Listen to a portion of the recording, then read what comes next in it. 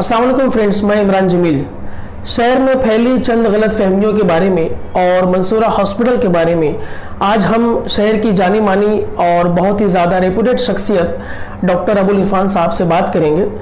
मैं आपको बता दूं कि डॉक्टर अबुल इरफान साहब कई किताबों के मुसन्निफ हैं। तिब्बिया कॉलेज में आपका 31 साल का तजुर्बा रहा है।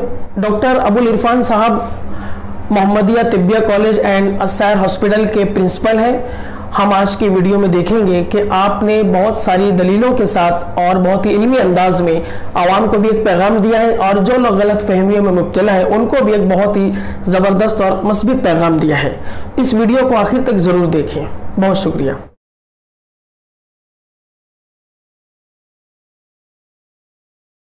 अस्सलाम वालेकुम।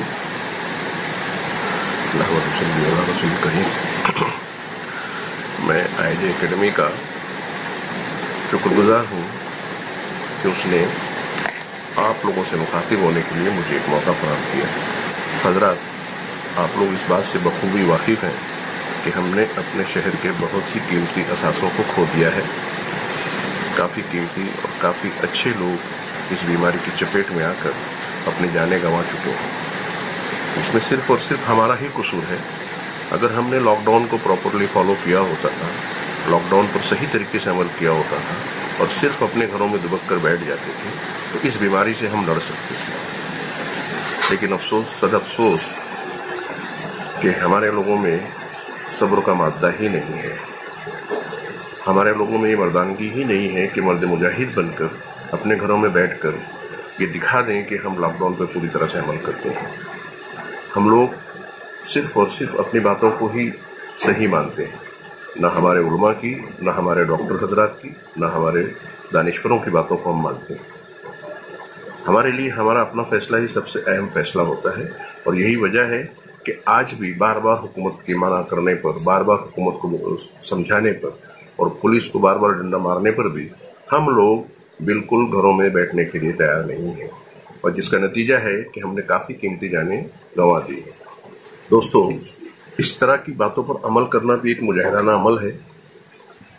यानी बहुत आसान बात नहीं है घरों में बैठे रहना, ये बात हम भी समझते हैं। और अगर मुजाहिदा करना है तो इससे बेहतरीन मौसम आपको नहीं मिलेगा, कुर्बानी देने का इससे अच्छा मौका आपको नहीं मिलेगा। रमज़ान का महीना चल रहा है, सब्र का महीना है। आप अपने घरों में रहिए और अपने घरों में रहते हुए आप रो रो कर, गिड़गिड़ा कर आप अल्लाह ताला से दुआ कीजिए और उसके बाद फिर इंशाअल्लाह इस बीमारी से हम बच सकते हैं। आप लोग अच्छी तरह से जानते हैं कि इस बीमारी का कोई इलाज नहीं है और इलाज ना होने की वजह से एहतियात पर ही हमको अमल करना पड़ेगा। और एहतियात के लिए जो तदाबीर बताई जा रही हैं उन तदाबीर को इख्तियार करना बिल्कुल अहम और ज़रूरी है, जिसमें सिर्फ और सिर्फ एक चीज़ है कि आप अपने घरों में कैद रहें। आप लोगों ने ऑस्ट्रेलिया के बारे में सुना होगा। अक्सर जंगलों में वहाँ आग लगती है। आप लोगों को पता है कि उस आग में बड़े बड़े सारे जानवर जलकर मर जाते हैं, लेकिन एक चूहा सिर्फ बचता है और चूहे के बचने की वजह सिर्फ ये होती है कि वो अपने बिल में दुबक कर बैठ जाता है। तो आज हमको भी अपने घर में दुबक कर और छुप कर बैठना है ताकि इस बीमारी से हम बच सकें। हजरात, असबाब को इख्तियार किए बगैर हम तवक्कुल नहीं कर सकते। एक बद्दू का वाक़या है कि वो मस्जिद नबी में आया और अपना ऊँट मस्जिद के बाहर छोड़कर मस्जिद में दाखिल हो गया। तो आप सल्लल्लाहु अलैहि वसल्लम ने उससे पूछा कि ऊँट किसके भरोसे छोड़ा है?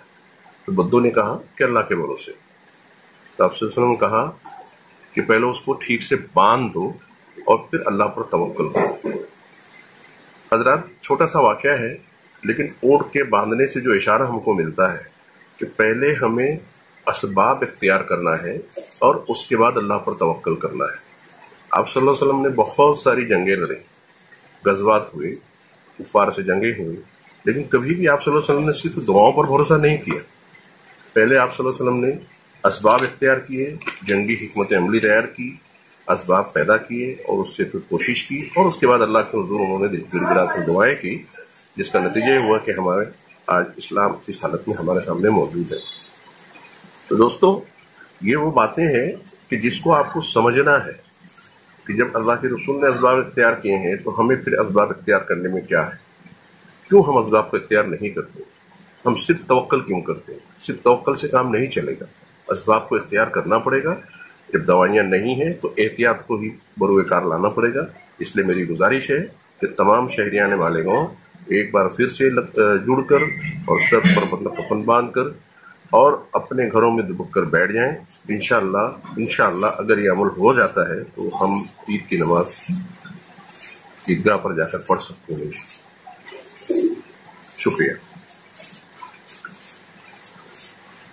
IJ اکیڈمی کے ذریعے سے میں کچھ باتیں اپنے پریکٹیشنر اور ڈاکٹر حضرات جو میرے اسٹوڈنٹ زیادہ ہیں ان سے بھی کہنا چاہوں گا کہ آپ لوگ تھوڑا سا صبر رکھیں. آپ کا امتحان کا وقت ہے, آپ کو بہت محنت کرنی ہے, آپ کو لوگوں کو سمجھانا ہے, آپ نے سمجھایا بھی ہے. آپ اور بھی کوشش کیجئے کہ تاکہ آپ اچھی طرح سے لوگوں کو سمجھا سکیں. ساتھ ہی ساتھ آپ کو بدگمان نہیں ہونا ہے. ابھی مجھے پتا چلا کہ لوگ اس طرح سے بدگمان ہو رہے ہیں کہ جیون ہاسپٹل میں کوئی انجیکشن لگا دیا جاتا ہے جس سے مریض فوراً مر جاتا ہے یا 12 گھنٹے میں 24 گھنٹے میں مر جاتا ہے. یہ باتیں آپ کو زیبا نہیں دیتی. اس طرح کا کوئی معاملہ نہیں ہے. جب قضا آئی ہے تو کتنے بھی اسباب ہوں گے وہ قضا نہیں ٹالی جا سکتی, اور اگر زندگی ہے تو اسباب بھی رہیں گے اور سارے وسائل بھی پیدا ہو جائیں گے اور زندگی مل جائے گی. جیتی جاگتی مثال آپ کے استاد محترم ڈاکٹر عبداللہ صاحب ہیں, جن کے بارے میں بالکل لوگوں نے امیدیں چھوڑ دی تھیں لیکن اللہ تعالیٰ نے انہیں شفا یاب کیا ہے. ساتھ ہی ساتھ دوسرے ہیں صدیقی صاحب, الیاس صدیقی صاحب. اس عمروں میں بھی ان دونوں نے اس بیماری سے لڑ کر اور پھر صحت یاب ہوئے ہیں. تو ان باتوں کو بھی سامنے رکھنا ہے اور اس بات کو اچھی طرح سے سمجھ کے چلنا ہے کہ صرف اور صرف کامیابی کا دینے والا اللہ ہے. اللہ کے علاوہ کوئی کامیابی نہیں دے سکتا ہے. اور یہ وبا جو ہے اس سے جب کوئی بیماری کا مخصوص علاج نہیں ہے تو کسی بھی دوا سے کوئی بھی ری ایکشن ہو سکتا ہے. کوئی جان بوجھ کر کرنے والا نہیں ہے. اس بات کو ہمیں سمجھ کر چلنا ہے اور اس بات کے لیے ہمیں احتیاط کرنا ہے. ہم لوگوں کو گھروں میں بیٹھنے کے لیے تو بول رہے ہیں لیکن ہم خود احتیاط نہیں کر رہے ہیں تو اس بیماری سے ہم کیسے بچیں. ہمیں سیفٹی کٹ کا استعمال کرنا ہے. اگر سیفٹی کٹ آپ نہیں خرید سکتے ہیں تو آپ ایک بڑا ایپرن بنا لیجئے, گلوز پہنیے, ماسک پہنیے اور اس کے ذریعے سے ایپرن کو آپ ڈیلی دھونے کے لیے ڈال دیجیے. آپ کے پاس کمپاؤنڈر ہے, کمپاؤنڈر سے کہہ دیجیے ڈٹرجنٹ کو سب ایپرن کو ڈال دے اور وہ ایپرن روزانہ دھونے میں استعمال ہو جائے اور موسم گرم ہے آدھے 1 گھنٹے میں سوکھ جائے گا. آپ ڈیلی اس ایپرن کو دواخانے میں چھوڑ دیجیے اور واپس آ کر پھر واپس پہن لیجیے. گھر پر اپنے گھر کے کپڑوں میں جائیے. اپنے گھر کے کپڑوں کو ایک دم اوپن دواخانے میں نہ رکھیے. بھیڑ بھاڑ سے بچیے, تب بھی بچیے, لوگوں کو بھی بچانے کی کوشش کیجیے.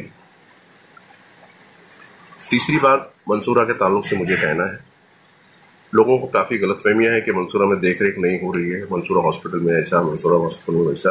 حضرات میں آپ لوگوں کو بتا دوں کہ منصورہ میں اپنی نوعیت کی تمام لوازمات پہلے سے موجود تھے لیکن ایمرجنسی کو ڈیل کرنے کے لیے, ایمرجنسی کو ہینڈل کرنے کے لیے وہاں پر کوئی سہولت پہلے سے بھی نہیں تھی.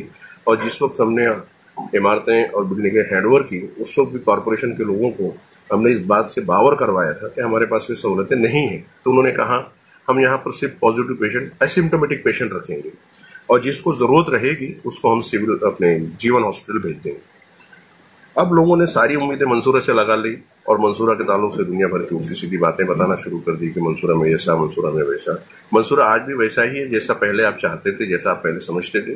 لیکن منصورہ کا آج پورا کا پورا نظام جو ہے وہ کارپوریشن کو ہینڈ اوور کیا ہوا ہے اور کارپوریشن کے لوگ وہاں کام کر رہے ہیں اور جو محدود سہولیات ہیں انہی میں لوگوں کو سنبھالا جا رہا ہے. تھوڑا بہت کم زیادہ کہیں نہ کہیں ہوتا ہے تو وہاں پر بھی ہم لوگوں کو صبر کرنا ہے. جو لوگ وہاں پر ہیں, خدا نہ خواستہ اگر کھانا دیر سے ملتا ہے تو اس کھانا نہ ملنے کو آپ ایشو نہ بنائیے.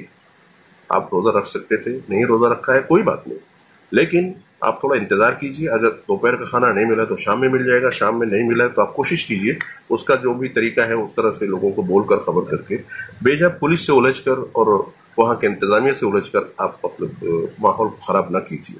اور منصورہ جو ہے وہ پوری طرح سے گورنمنٹ اور کارپوریشن کے کنٹرول میں ہے اور اس میں منصورہ کے انتظامیہ کا کوئی دخل نہیں ہے سوائے اس کے کہ ہم نے اپنی بلڈنگیں, اپنی عمارتیں ان کو ہینڈ اوور کی ہیں.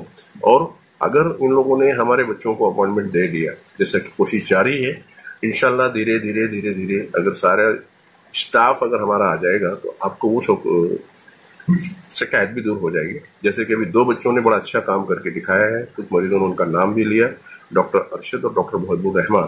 یہ 2 ہی بچے ابھی اپنی خدمت انجام دے رہے ہیں تو ان کا اتنا نام ہو رہا ہے. اگر اور بھی بچے کام پہ آ جاتے ہیں تو یقیناً मरीजों की सारी शिकायतें दूर हो जाएगी।